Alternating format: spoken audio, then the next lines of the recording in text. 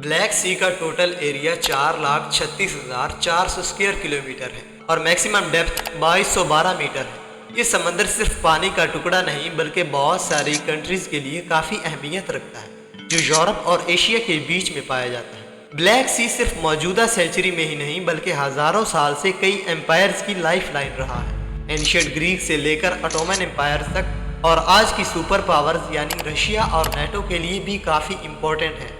और अगर ये कहा जाए कि ये समंदर रशिया की पावर और इकॉनमी का बहुत बड़ा सोर्स है तो ये कहना गलत ना होगा। ब्लैक सी वैसे तो हर तरफ से लॉक्ड है, तो ये समंदर रशिया के लिए इतना इम्पोर्टेंट क्यों है? इसके लिए हम इस समंदर की हिस्ट्री, जियोग्राफी और स्ट्रेटेजिक लोकेशन को इस वीडियो में जानेंगे।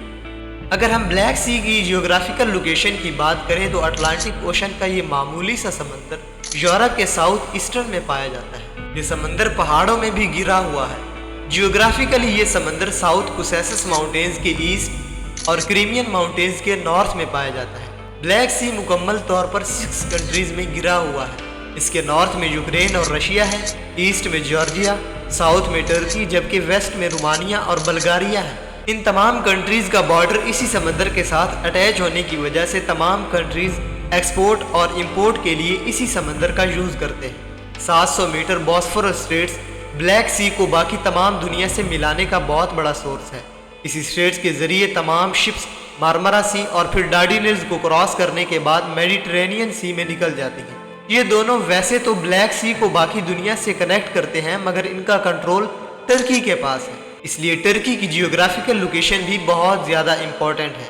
ये तमाम कंट्रीज अपने अपने एडवांटेज के लिए ब्लैक सी की मदद लेते हैं, जिनमें यूक्रेन ओडेसा पोर्ट के जरिए अपनी तमाम एग्रीकल्चरल प्रोडक्ट्स बाकी दुनिया को एक्सपोर्ट करता है। जॉर्जिया ब्लैक सी के जरिए अपने बडूमी और पोटिसी पोर्ट के जरिए बहुत सारी कॉपर, कुसेसस और सेंट्रल एशिया की कंट्रीज तक एक्सपोर्ट करता है, जबकि बल्गारिया और रोमानिया अपने सी पोर्ट्स के जरिए ईस्टर्न यूरोप को इंटरनेशनल मार्केट से कनेक्ट करते हैं। अगर रशिया की बात की जाए तो ब्लैक सी न सिर्फ इसके लिए पानी बल्कि एनर्जी और मिलिट्री डिफेंस के लिए भी काफ़ी इम्पोर्टेंट है। 19वीं सेंचुरी में बनने वाला नोवरोसिस ब्लैक सी पर रशिया का सबसे बड़ा पोर्ट है, जहाँ से रशिया अपने 70% ग्रेन्स बाकी दुनिया तक एक्सपोर्ट करता है। इससे पहले 18वीं सेंचुरी में बनने वाला सेवास्टोपोल रशिया के क्रीमिया पर हमले की वजह से बना और यही आज तक रशिया की नेवल स्ट्रेटजी का बहुत बड़ा हब है। इनके अलावा रशिया का आर्कटिक पोर्ट भी है, मगर रशिया के लिए ये दोनों ज़्यादा इम्पोर्टेंट है क्योंकि यहाँ बर्फ़ ना बनने की वजह से रशिया को बाकी दुनिया के साथ ट्रेड में काफ़ी हेल्प मिलती है और रशिया पूरा साल यहाँ से अपनी प्रोडक्ट्स एक्सपोर्ट कर पाता है। ब्लैक सी की जियोग्राफिकल लोकेशन रशिया को नेचुरल प्रोटेक्शन भी देती है। अगर हम ब्लैक सी की हिस्ट्री को थोड़ा सा डिफाइन करें तो यहाँ पर बहुत सारे एम्पायर्स ने कब्जे किए। तमाम एम्पायर्स ने यहाँ पर बड़े बड़े शहर बनाए और ट्रेड के लिए ब्लैक सी की मदद ली। तमाम एम्पायर्स ने न सिर्फ ट्रेड बल्कि स्ट्रेटेजिक लोकेशन, इसकी रिसोर्सेज और मिलिट्री एक्सपेंशन के लिए भी ब्लैक सी का सहारा लिया। इन तमाम एम्पायर्स को ब्लैक सी मेडिटेरेनियन तक रसाई देता था। ब्लैक सी में पाए जाने वाले नेचुरल रिसोर्सेज यानी ग्रेन्स, मेटल्स और बहुत सारे एनर्जी रिसोर्सेज भी हासिल किए गए। ब्लैक सी इन तमाम एम्पायर्स को ब्लैक सी पर होल्ड के लिए मिलिट्री एक्सपेंशन का बहुत बड़ा जरिया था। यहाँ पर सबसे पहले ट्रेड रूट्स बनाए गए ताकि इन पर पूरा कंट्रोल हासिल करने के बाद गुड्स वगैरह एक्सपोर्ट किया जाए। इसके बाद यहाँ पर पोर्ट्स और रोड्स बनाए गए और उनको ट्रेड और मिलिट्री एक्सपेंशन के लिए इस्तेमाल किया गया। तमाम एम्पायर्स ने यहाँ पर अपनी मिलिट्री को बढ़ाया और ज़्यादा से ज़्यादा इलाकों पर कब्जा किया गया। यहाँ पर अपने कल्चर और लैंग्वेज को तमाम रीजन्स में प्रमोट किया गया। हत्ता कि 15वीं to 18वीं सेंचुरी में ब्लैक सी के जरिए तमाम ईस्टर्न यूरोप के स्लेव्स को क्रीमिया ट्रांसपोर्ट किया जाता और ऑटोमन स्लेव मार्केट्स में बेच दिया जाता, जो क्रीमियन खनेट की इनकम का बहुत बड़ा जरिया बन चुका था।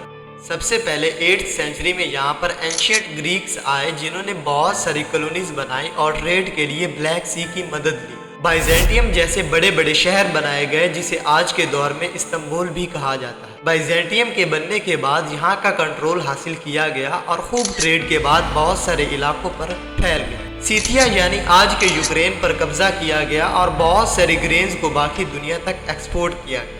यहाँ से बहुत सारी मेटल्स यानी आयरन और कॉपर निकाल कर एक्सपोर्ट की गई। इसके बाद यहाँ पर बहुत बड़ी ट्रेड के लिए ओल्विया, चर्सोनेसस, اور پینٹیسیپیم جیسے بڑے بڑے شہر بنائے گئے۔ لوکل ٹرائبز کو بہت ساری شراب اور تیل بھی ایکسپورٹ کیا گیا۔ اینشینٹ گریکس کے ہولڈ کے بعد یہاں پر دو بڑی پاورز رومنز اور پونٹک کنگڈم نے وہاں کے لوکل ٹرائبز یعنی سرماٹینز اور سیتھینز کی مدد سے اینشینٹ گریک سے کنٹرول واپس لے لیا اور یہاں پر رومن امپائر کا دور شروع ہو گیا۔ رومنز نے ٹریڈ کے لیے یہاں پر بہت سارے روڈز اور بریجز بنائے تاکہ ٹریڈ کو ترقی دی جائے۔ بہت بڑے بڑے شہر بنائے گئے جن میں ٹامس یعنی یوکرین میں موجود کونسٹینٹا اور اوڈیسوز یعنی بلغاریہ میں موجود وارنا جو اس وقت بہت بڑے ٹریڈ سنٹر تھے۔ رومنز نے باقی تمام امپائرز کے ساتھ ٹریڈ کی اور پورے بلیک سی میں اپنی ملٹری کو ایکسپینڈ کرنے کی ہر ممکن کوشش کی۔ رومن امپائر کی ملٹری کو بہت سارے فرونٹس پر کئی وارز کا سامنا کرنا پڑا جس کی وجہ سے انفلیشن اور کرپشن بڑھ گئی۔ کئی دفعہ باربرینز کے انویڈ کی وجہ سے رومنز اپنے علاقوں پر کنٹرول کھونے لگے جن میں رومن امپائر کے دو پارٹس بنے۔ ان میں سب سے پہلے بائزنٹائن امپائر بنی اور اس نے بلیک سی پر اپنا کنٹرول حاصل کر لیا اور رومنز کا خاتمہ کر دیا گیا۔ بیزنٹائن امپائر جس کو اس وقت ایسٹرن رومن امپائر بھی کہا جاتا تھا 4th سینچری میں بلیک سی پر پھیل گیا۔ اس امپائر کا کیپٹل کانسٹینٹی نوپل یعنی موجودہ استنبول بوسفورس اسٹریٹس پر موجود تھا جو بلیک سی کو میڈیٹرینین سی سے ملاتا تھا۔ بائزنٹائن امپائر نے سب سے پہلے یوکرین کے سیواسٹاپول، ٹرکی کے ٹریبزون اور سائنوپ پر مکمل طور پر کنٹرول حاصل کر لیا جو بعد میں بائزنٹائن امپائر اپنی ٹریڈ، کمرس اور ملٹری ایکسپینشن کے لیے استعمال کرتا رہا۔ بائزنٹائن امپائر میں سپائسز اور سلک جو اس وقت ہائیلی ویلیوڈ تھی باقی تمام امپائرز تک ایکسپورٹ کی جاتی۔ اس کے بعد گرینز اور وائن کے ساتھ ساتھ بلیک سی سے بہت ساری نیچرل ریسورسز نکال کر تمام امپائر تک ایکسپورٹ کی جاتی۔ 13 سینچری میں منگولوں کے انویڈ اور 14 سینچری میں آٹومن امپائر کے انویڈ نے مکمل طور پر بائزنٹائن امپائر کا خاتمہ کر دیا جس کے بعد آٹومن امپائر یہاں پر آباد ہو گئی۔ آٹومن امپائر 14 سینچری میں کانسٹینٹی نوپل پر اپنا کنٹرول حاصل کرنے میں کامیاب ہو گیا جو ٹریڈ اور کمرس کے لیے بہت بڑا ہب تھا۔ 15 سینچری میں ہی آٹومن امپائر نے کریمین پیننسولا پر قبضہ کیا جس نے بلیک سی اور وہاں کے ٹریڈ روٹس پر کنٹرول کے لیے ایکسیس پرووائڈ کی۔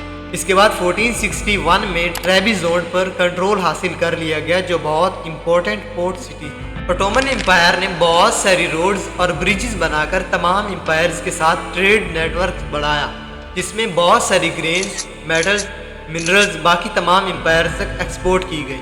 سب سے پہلے رائز آف نیشنلزم نے آٹومن امپائر کو چیلنج کیا، پھر روسو ٹرکش وار میں کئی ملٹری ڈیفیٹس اور کرپشن، مس مینجمنٹ اور ایکسٹرنل پریشر کی وجہ سے آٹومن امپائر بھی ختم ہو۔ رشین امپائر 18 سینچری میں بلیک سی پر کنٹرول حاصل کرنے میں کامیاب ہو گئی جس کا ٹرننگ پوائنٹ روسو ٹرکش وار۔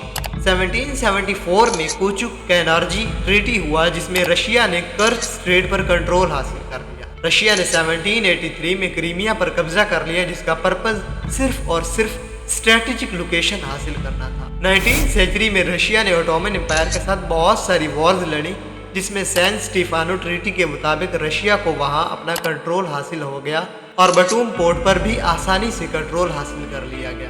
رشیا نے سب سے پہلے ایک پاورفل فلیٹ بنایا تاکہ بلیک سی پر کنٹرول اور اس کے ساؤدرن بارڈر کو پروٹیکٹ کیا جا سکے۔ رشیا کو سیواسٹاپول کے ذریعے میڈیٹرینین سی تک پاور پروجیکٹ ملا اور یہ سب وارم واٹر کی وجہ سے پاسبل تھا۔ رشیا کو کریمیا اور کرچ اسٹریٹ کی وجہ سے اسٹریٹجک لوکیشن حاصل ہوئی جس کی مدد سے رشیا کو بلیک سی پر کنٹرول حاصل ہوا اور یہی چیز رشیا کی پاور کا سب سے بڑا سورس ہے۔ 18 to 19 سینچری میں رشیا کو آٹومن امپائر کے خلاف ایک مضبوط بیٹل گراؤنڈ بلیک سی کی شکل میں حاصل ہوا جس کے ذریعے انہوں نے تمام ملٹری کو ایکسپورٹ کیا اور بآسانی یہ وار جیت لی۔ اس کے بعد 1853 to 1856 تک ہونے والی کریمین وار میں بلیک سی رشیا کے لیے آٹومن امپائر، برٹین، فرانس کے خلاف آپریشن کے لیے ایک میجر تھیٹر ثابت ہوا تھا۔ ورلڈ وار 2 میں جب نازی جرمنی نے رشیا پر اٹیک کیا تھا تو سوویت یونین نے بلیک سی کے ذریعے جرمنی کے خلاف ملٹری آپریشن کیا تھا۔ 2014 میں بھی رشیا نے حملہ کرنے کے لیے بلیک سی کی مدد لی تھی۔ 2022 میں جب رشیا نے کریمیا پر ایک دفعہ پھر حملہ کیا تو رشیا کی بلیک سی فلیٹ کا بہت بڑا کردار ہے۔ بلیک سی رشیا کی اکنامک پاور کے لیے بھی کافی امپورٹنٹ ہے۔ بلیک سی رشیا کو دنیا کی ٹریڈ مارکیٹ سے کنیکٹ کرتا ہے جس میں رشیا کی 30% تیل اور گیس کی ایکسپورٹ شامل ہے۔ اس के जरिए रशिया हर साल बिलियंस ऑफ डॉलर्स कमाता है। रशिया ने ब्लैक सी में बहुत बड़े नेचुरल गैस रिजर्व पर कब्जा किया हुआ है। इसी वजह से रशिया का सारे यूरोप की एनर्जी मार्केट्स पर बड़ा इन्फ्लुएंस है। पिछले कुछ सालों में ब्लैक सी में जो बड़ी डेवलपमेंट हुई है वो है तुर्क स्ट्रीम पाइपलाइन। इसी प्रोजेक्ट के जरिए रशिया यूक्रेन को क्रॉस करके टर्की और साउदर्न यूरोप को गैस सप्लाई करता है। इसी अकेली पाइपलाइन के जरिए पूरे यूरोप को गैस सप्लाई होती है। रशिया और यूक्रेन ओडेसा, नोवरोसिस्क और मैरियोपोल सी पोर्ट्स के जरिए 30% व्हीट बाकी दुनिया तक एक्सपोर्ट करते हैं। इसके अलावा रशिया ब्लैक सी के जरिए तमाम तरह मेटल्स बाकी दुनिया तक एक्सपोर्ट करता है। नोवरोसिस्क के जरिए पूरी दुनिया को कोयला और फर्टिलाइजर्स भी सप्लाई होती है। ब्लैक सी रशिया की नेशनल सिक्योरिटी का भी बहुत बड़ा जरिया है। इसी ब्लैक सी के जरिए रशिया यूरोप, मिडिल ईस्ट और दूसरे कॉन्टिनेंट्स तक अपना पॉलिटिकल इन्फ्लुएंस रखता है। इस वक्त रशिया का सबसे बड़ा दुश्मन नेटो है। रशिया जब जब भी ब्लैक सी के जरिए यूक्रेन पर हमला करता है तब तब नेटो ने रशिया पर हजारों की तादाद में सैंक्शंस लगाई है ताकि रशिया की इकोनॉमी को डिस्ट्रॉय किया जाए। रशिया अपने तमाम तर ऑयल और गैस ब्लैक सी के जरिए एक्सपोर्ट करता रहा है। तो अगर यूक्रेन ने नेटो को ज्वाइन कर लिया तो नेटो आसानी से ब्लैक सी में अपनी मिलिट्री एक्सपोर्ट कर सकेगा और रशिया के खिलाफ एक नई वॉर क्रिएट कर सकता है जो शायद वर्ल्ड वॉर 3 में भी बदल जाए। इसी वजह से रशिया ने ब्लैक सी और यूक्रेन के शहर क्रीमिया को कंट्रोल किया हुआ है, क्योंकि रशिया जानता है कि अगर ऐसा हुआ तो नेटो बड़ी आसानी से न सिर्फ ब्लैक सी को कंट्रोल करेगा बल्कि यूक्रेन के डिफेंस को भी बढ़ाएगा, जिसकी वजह से रशिया अपना इन्फ्लुएंस खो देगा और अपकमिंग प्रोजेक्ट्स के ख्वाब भी पूरे नहीं कर सकेगा। इस तरह रशिया ब्लैक सी पर अपना इन्फ्लुएंस होने के बाद कुछ भी एक्सपोर्ट नहीं कर सकेगा और अपनी इकोनॉमी को तबाह होते हुए देखेगा। मगर रशिया ऐसा कभी नहीं होने देगा, क्योंकि यही ब्लैक सी मुकम्मल तौर पर रशिया की लाइफ लाइन है।